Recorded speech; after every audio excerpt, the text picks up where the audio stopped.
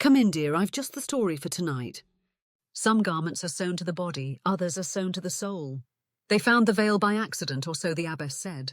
A spring storm had bowed the black pines over the outer cloister of St. Varvara, a hilltop monastery outside Brasov. Stones sweated, gutters gurgled, and the novice tasked with clearing a leak heard a hollow behind the plaster, as if the wall itself breathed. When they opened it, 3 sisters with a chisel and a prayer, the bricks gave up a small, folded parcel bound with wax and twine, linen the colour of clotted wine. By the time Anya Munteanu arrived 2 days later with her conservator's kit and tired eyes, the veil lay on a table in the refectory, exiled like a suspect. The abbess had covered it with a white cloth and left a handwritten note, "Please take it away." Anya's work rarely included exorcisms. She was a textile conservator for the county museum, light meters, acid-free tissue, gentle solvents, documentation, her life measured in threads per centimetre and the hush of archives. She wore her hair short to keep it out of tapestries and spoke quietly out of habit. She lifted the cloth. The veil was nearly weightless, a fine bobbin lace net dyed a red that should have long ago surrendered to brown. Instead, it glowed darkly, like a coal under ash. At its edge, flowers resolved out of pattern. Roses, yes, but also something thornier, almost barbed, twined into the motifs. In the corners, initials knotted by the lacemaker's hand, I and C. "Is it cursed?" asked Sister Daria from the doorway. She was young, face still more girl than nun, freckles scattered like spilled spice. "It's a textile," Anya said, because that was the answer she owned. "And old, sealed so it kept its colour. We'll find out who hid it and why." Sister Daria crossed herself anyway. "The older sisters say there were girls here once. A school. They say the veil belonged to one who ran away at dawn and came back at dusk, wearing blood." Anya did not write that down. She did photograph the layering wax, the twine, the brick dust trapped in the lace. She measured the drop and width. She noted a faint scent, candle smoke maybe, or something sweet and burnt.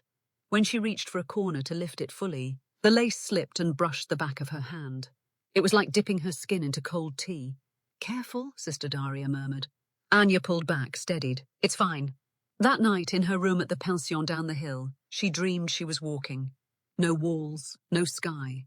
Only a long aisle lined with candles trapped in tall glass cylinders that breathed fog as their flames climbed and bent. The floor was tiled in alternating squares of polished bone and black stone. Her shoes made no sound. The veil lay over her hair and face, humming faintly where it touched her cheek. Its weight was nothing. Its presence was everything. She could see only forward. Far ahead, at the simple iron rail that marked the altar, a man waited. He was in a suit from no decade she could name, black, crisp, with the line of a collar that caught the candlelight and broke it into a pale curve. Where his face should be was absence, not a blur, not a shadow, not a deliberate omission, like a painter's refusal. Anya walked on, feeling the lace kiss against her mouth as she breathed. The aisle did not grow shorter, the candles did not burn down. The man did not raise his head because he had none to raise. When she lifted her hand to push the veil aside, her fingers caught in the net. She woke at 3:17 a.m., the bedside clock's digits red as a wound. Her mouth tasted of extinguished flame. She sat up, stared at the dark, told herself what she always told herself after bad dreams. These are artifacts of stress. New sight, new object, winter roads, too much coffee. By morning it was almost true. The abbess received her in a stone office that had never been warm. Mother Sophia had a scholar's posture and a farmer's hands. She refused coffee politely and accepted a printout of Anya's preliminary notes, skimming with quick eyes. "We would like it gone," Mother Sophia said. "We have kept it long enough." "How long?" Anya asked. "Perhaps since the war. Perhaps since before." The abbess tapped the photograph of the wax twine. "Someone wanted it sealed. That is all I know." "Who was I.C.?" Anya asked, pointing to the lace initials. "The maker? The bride?" Mother Sophia's gaze flicked to the window, where the pines clicked their icy needles. "There are old registers, sisters who taught girls to sew, to read. There was once a local custom. Postulants sometimes made veils for village weddings, to earn money for fuel and flour." She paused. "But the colour? We would not have used this colour. We use white. Red appears in some regions as a charm," Anya said, careful to keep her voice neutral. "To avert misfortune, to mislead the evil eye. A veil is a boundary. Perhaps," she made a small gesture around her face, Someone thought red the better wall. Mother Sophia did not smile. Walls are only good until someone decides to go through them. Anya wrapped the veil in tissue and boxed it. She signed a transfer sheet and took custody on the museum's letterhead. She nodded to Sister Daria in the refectory, to the cook hauling a pot as big as a child, to the novice reading alone in the cloister with fingers tracking each line. She packed her car with the care of a person who had once unrolled a medieval banner and watched it dissolve, guilt like salt on her tongue for months after. By late afternoon, snow had blurred the switchbacks down into the valley. She drove slow, heater coughing, radio low. The veil sat on the passenger seat, a small, harmless parcel. She did not realize she'd placed her right hand atop it until she reached the first turn and felt that cold tea chill bloom again in her palm. She snatched her hand back, heart thudding, and laughed at herself, because sometimes the body makes ghosts out of temperature and nerves. That night she dreamed of the aisle again. The candles breathed in and out with her, wicks bowing, then straightening. The veil was heavier, the net's knots sharp against her lips when she tried to speak. Her shoes were bare sound, her pace steady. She tried to stop. It was like trying to stop rain.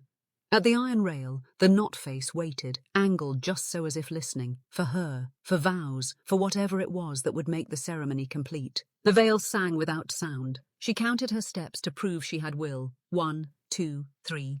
She woke at 3:17 a.m., breath frosting the air. In the morning, she burned the veil. She did it in the museum's conservation courtyard, a concrete square between buildings, because incineration was sometimes part of de-accessioning non-art materials with infestations. She filed the forms, logged a justifying note, contaminants suspected, treatment impossible, and set the box beneath a metal grate under a steel drum. She struck a kitchen match and watched the flame climb like a patient animal, licking, then taking, then lying down into the red. The smell that rose was faintly sweet. Anya stood with her hands in her coat pockets, watching until only dark crumbs remained, and told herself, done. That night, the aisle returned as if ash were only another thread to be woven. The candles burned lower, but never low enough. The carpet had a pattern now, tiny interlaced knots in red and white, and with each step, her heel clicked on something that felt like tooth. The veil weighed more than wind and less than cloth. When she reached for it, her fingers slid through the net. Beyond the rail, the knot face inclined, attentive as a dog. Stop, Anya said, or tried to. The word caught in the lace. She woke with her hand pressed to her mouth, the bedside clock's red numbers steady, unbothered by conscience. 3:17. She turned on the lamp and laughed, a thin, tired thing, because sometimes the mind is a dog that keeps bringing you the same bone. She made tea, sat by the window in a city that felt older each time she looked at it, and thought of wax and brick and a young nun's freckles. In the morning, her phone rang. An extension from the monastery, staticky. Do you still have it? Mother Sophia asked without greeting. No, Anya said. I burned it properly. The pause on the line felt like a room cooling. Ah, the abbess said. Then perhaps I should not tell you that Sister Daria dreamed she was a bride last night, and that she woke in the cloister, and that the frost on the stones took the shape of lace. Anya closed her eyes. Perhaps, Mother Sophia continued very gently, you could come back. Anya looked at her hand. The skin on the back had a faint red wheal, as if a net had been pressed there while she slept. She said yes. What burns in the body may continue in the thread. Names are stitches. Pull enough of them, and the whole thing comes apart. The old registry smelled of foxed pages and iron gall. Mother Sophia led Anya into the archive room behind the sacristy, a narrow space with a sloped ceiling, a single barred window, and shelves that sagged under parish ledgers. A small electric heater ticked in the corner without warming anything. It should be here, the abbess said, laying a key on the table. The girls' school records. We kept them when the county would not. Look for the years before the war, and after, if there is an after. Sister Daria hovered in the doorway, pale under her veil. She did not cross the threshold. I will make tea, she said, but her voice didn't quite reach either of them. Anya opened the first ledger, 1899, and found tidy columns, date, lesson, supplies. Then names in a looping hand. Ioana Chirila, Iliana Constantine, Irina Koshovianu. The initials IC appeared often enough to be a page of echoes. What did the girls make? Anya asked. Linen, Mother Sophia said. Plain sewing, pillowcases, aprons, sometimes lace for priests' albs when we had more skill than bread. Red lace? Anya said without looking up. That, the abbess paused, is for the villages, the world outside, not our altar. In 1909, Anya found a list of commissions: 6 white veils for weddings in the parish, 2 lengths of fine bobbin for the town tailor. In the margin, a note in another hand. Careful with the red dye from Valia Longa, stains fingers. The name I.C. appeared next to it. Initials only, no surname. What is Valia Longa? She asked. A village north, Mother Sophia said. They used madder. The women there were known for quick hands and long patience. Anya paged forward. In late autumn 1910, there was a terse entry. Do not accept more red work without blessing. And, later, in a different ink, no more red. Sister Daria returned with tea that steamed in cracked mugs. Her eyes kept skittering away from the table to the corner, to the little barred window, to Anya's hands. Did you sleep? Anya asked gently. No, Daria said too quickly. Then I walked. In a dream, Anya said. Daria swallowed. In the cloister, but I think I was not there. Anya waited. I had a veil, Daria whispered, over my face. I was walking toward the chapel. The candles. There were none, but I saw as if there were. I was very happy, and very afraid. I know it is foolish. She glanced at the abbess as if for permission to be frightened. It is not foolish, Mother Sophia said. We are foolish if we ignore it. Anya turned the page. There, between a list for chalk and an inventory of thread, someone had drawn a narrow aisle, 2 lines, sketched in pencil, ending in a small iron cross. Beneath, the initials again, I.C. She traced the aisle with a fingertip and felt a faint grit. Graphite? No. Something else. Do you know her? Anya asked. This I.C. It could be anyone. Joanna, Ileana, Irina. But someone used these initials as if they were signature and secret, the abbess thought. There is a story, she said at last, as if drawing it from another drawer, about a girl who refused to marry, or could not, depending who tells it. She learned lace here, she made veils for others. For herself, she made nothing, because there was no groom. The abbess lifted her eyes to Anya's. Stories turn on what is missing. What did she do? Anya asked. They say she took the veil, the abbess said, but not ours. Sister Daria spoke so quiet the heater almost ate the words. They say she walked. Anya made a small sound that could be a laugh, could be a refusal. What does that mean? Daria's hands twisted in her sleeves. She walked down the aisle, every night, until she reached the altar, and then she did not stop. Anya closed the ledger. Who taught you that story? She asked. Daria looked at the floor. My grandmother. Did your grandmother ever touch a red veil? Anya asked before she could think better of the question. The young nun flinched. She did not answer. The monastery road cut through pines and past a frozen stream that sang under its own skin. Anya drove out after noon. The veil's ash living somewhere in her paperwork, no matter how many gloves she wore. Valia Longa was a line of houses with red roofs and fences leaning like old men. Dogs looked up, decided she wasn't a story they were in, and lowered their heads again. The tailor's shop smelled of starch and old radio. A bell on the door rang with a tone like a spoon on a glass, and a woman in her 50s blinked at Anya over a pair of crooked spectacles. You are not from here, the woman said. No, Anya said, but I'm looking for lace. The woman's mouth did something that wasn't a smile. We used to make it, not many hands now. Anya showed a photograph on her phone, the corner of the veil, enlarged to show the pattern and the initials. Do you know this hand? The woman leaned in. Her fingers did not touch the screen. Ah, she said softly. That knot. That is old. Before my mother. My grandmother spoke of a girl who made roses that bit. She lifted her eyes. Who asked you to ask? Anya told her the abbey's name. The woman nodded once, as if agreeing with the diagnosis. Her name was Ileana, the woman said. They called her Ilia sometimes, like a boy, because she ran like one. Ileana Chirila. I.C. She would not take a husband. The story goes... She spread her hands. Either she was too proud, or the boys were too stupid, or she loved someone she could not say. My grandmother liked the third. She said such love makes better lace. Did she make a red veil? Anya asked. The woman's gaze drifted to the shop window, where the street held its breath. For herself, she said. To make a mockery, they said. To walk and never get to the end. Anya's mouth was dry. What happened to her? She came back from the city wearing white, the tailor said. But she had not wed. She would not say why. She made a red veil and put it on. She went at night to the church and walked. They say she walked until dawn. the woman's lips pressed. In the morning, the priest found black wax on the floor and footprints the color of wine. Ileana said nothing. The next day, she wore the same dress and walked again. On the third night, she did not come out until the bells rang. When they touched her, she was cold as river stones. Did she die? Anya asked. The tailor looked at Anya as if the question were naive. Everyone dies, she said. But not then. She lived long enough to hide the veil. Or someone did. Your nuns keep good secrets. I do not go up there. The pines whisper too much. Anya asked for thread samples anyway. The woman gave her 3, a dull red, a brighter one, and a red that seemed to darken when Anya held it in the light. Madder with iron, the tailor said. Like blood it holds. On the way back down the lane, the winter sun hung low and old.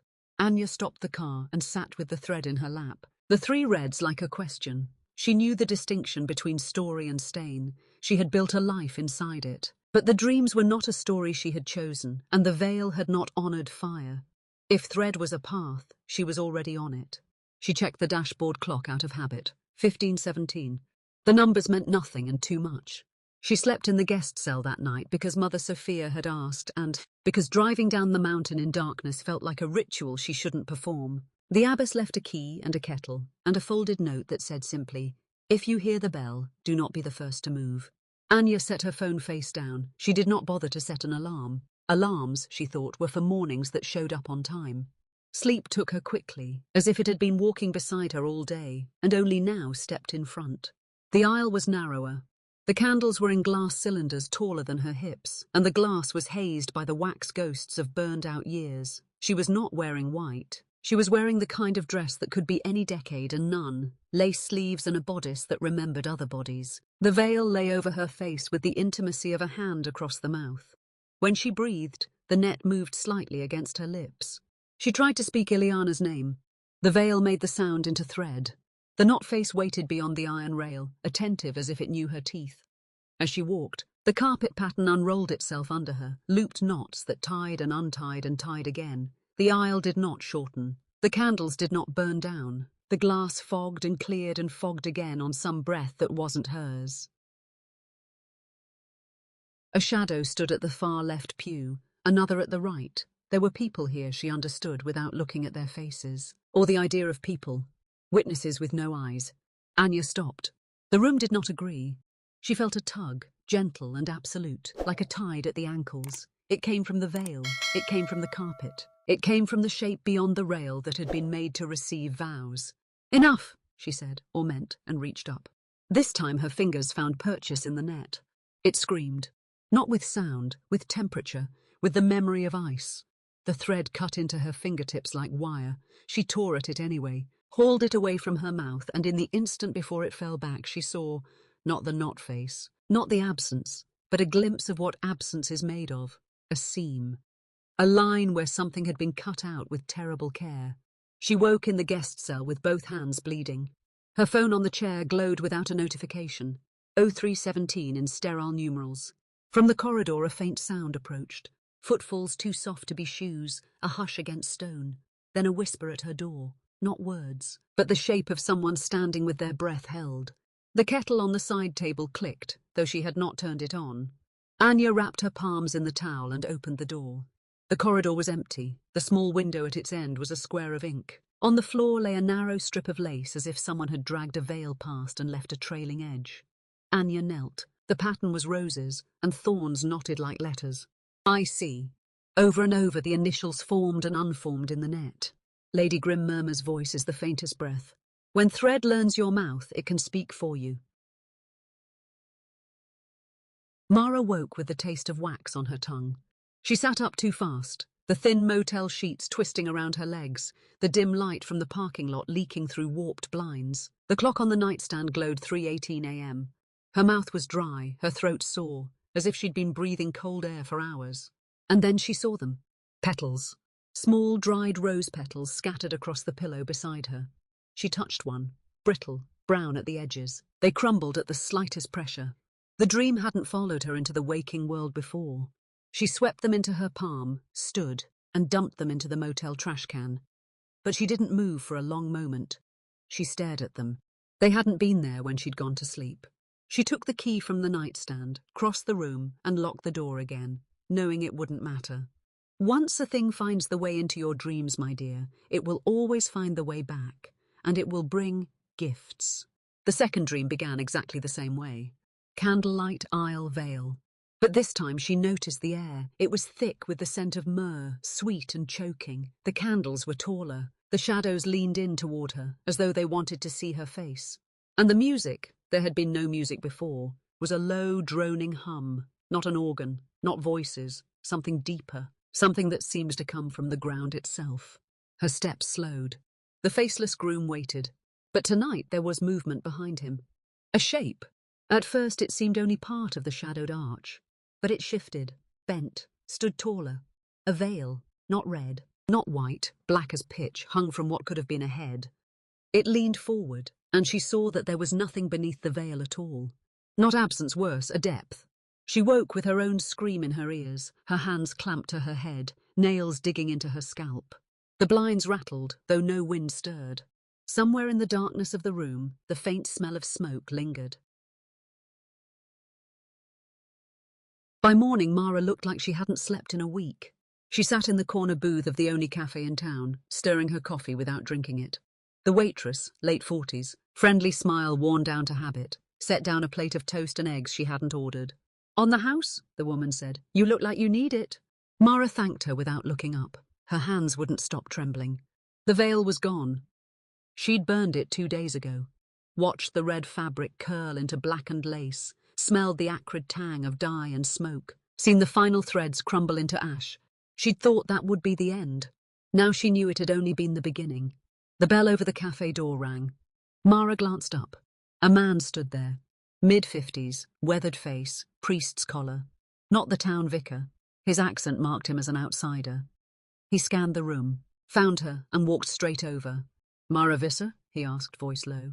She didn't answer, but he slid into the booth across from her anyway.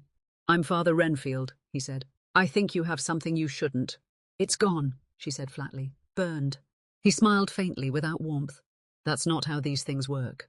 Renfield leaned forward. "Do you know what it is you touched?" "A cursed veil," she said, "found in a monastery wall." "It wasn't cursed," he corrected. "It was sealed. There's a difference. A curse spreads, a seal contains." She swallowed hard. "So why the dreams?" He took out a small battered leather notebook, opened it to a drawing, sketchy, hastily done. It showed a woman in a red veil standing at the end of a long aisle of candles. Behind her, faint outlines of something larger, loomed. "This is how it starts," Renfield said. "The bride walks, the groom waits, and the thing beneath the veil follows."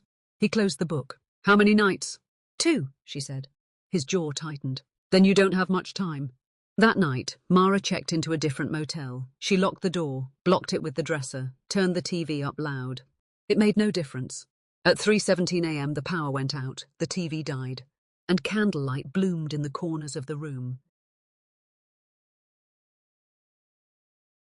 The motel carpet had vanished. Under Mara's bare feet lay cold, polished stone. The air smelled of wax and dust. She was standing in a vast, dark hall lined with candles, hundreds of them, flickering without smoke. Shadows clung to the ceiling like cobwebs, too thick to see through. The aisle stretched before her, impossibly long. At its far end stood the groom. He was tall, dressed in black, his head tilted slightly to one side, as if listening. His face was entirely blank, smooth as glass, no mouth, no eyes, no... And yet she felt him watching. The worst faces are not the ones you cannot bear to look upon, but the ones you cannot look away from. Mara tried to move backward, but her body betrayed her. Step by step she walked forward. The veil brushed her face, soft, heavy, wet. She clawed at it, but her fingers met only more fabric. She could hear something breathing, not the groom, this was closer, just behind her ear. A whisper came, almost tender. "We've been waiting." The candles nearest her guttered out. Darkness closed in behind, pushing her toward the altar. Halfway there she realized she wasn't alone. Rows of figures had appeared in the pews, brides in red veils, dozens of them. They sat motionless, their heads tilted toward her. Some veils were tattered, stained black. Others clung to shapes that were not entirely human. One reached out a hand as she passed, fingers bone white, skin peeling like old parchment. She stumbled, catching herself. The groom's faceless head seemed closer now, closer still, until the aisle ended and she stood before him. For a heartbeat, everything was silent. Then the veil was yanked upward, and beneath it,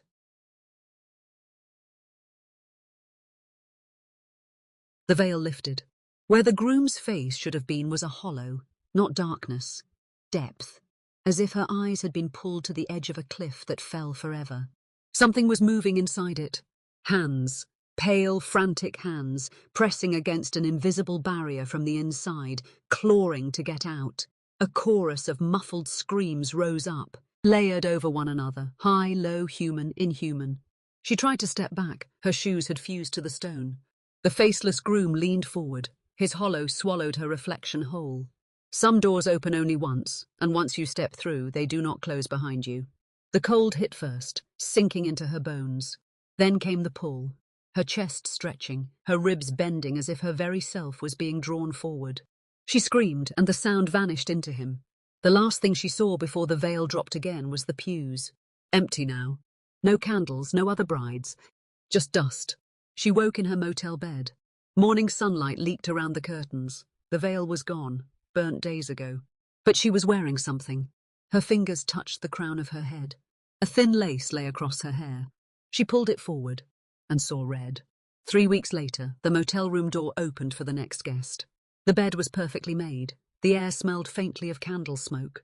And hanging from the mirror was a single strip of scarlet lace.